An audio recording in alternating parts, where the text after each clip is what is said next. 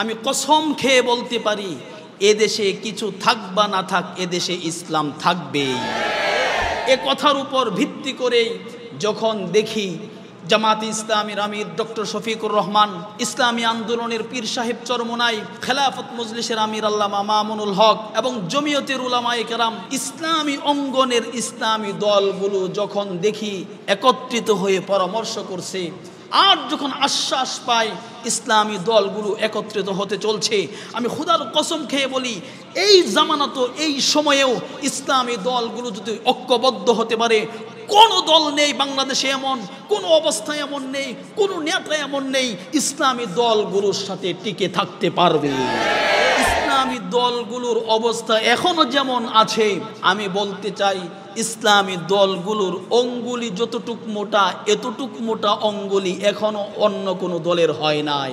এখনো ইসলামের জন্য এদেশের মানুষ পাগল পারা। খেলাফত ব্যবস্থার ডাক দিলে এখনো পর্যন্ত শত শত লাখো লাখো হাজারো যুবক বের হয়ে আসে, খেলাফতের তামান্না নিয়ে তারা মাঠে ময়দানে কাজ করছে।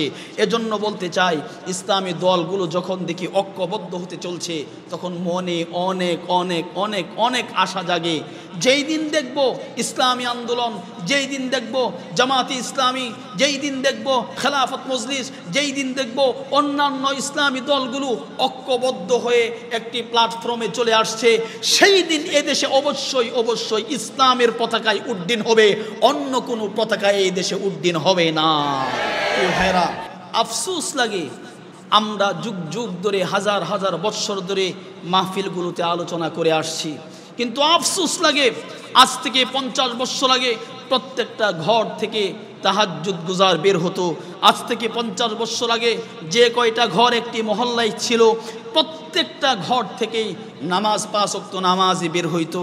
এখন আমরা 50 বছর পরে এসে আমরা দেখতেছি যে কি হলো সমাজের ভিতরে। একজন মেয়ে মাথায় ওড়না দিতে চায় না, একটা 10 তলা বিল্ডিং, একটা বিল্ডিং থেকে একজন 5 ওয়াক্ত নামাজে বের হয় না। 20 তলা বিল্ডিং, একটা বিল্ডিংয়ে একটা সমাজের মানুষ বসবাস করে, এত বড় একটা বিল্ডিং থেকেও একজন 5 ওয়াক্ত নামাজে বের হয় না।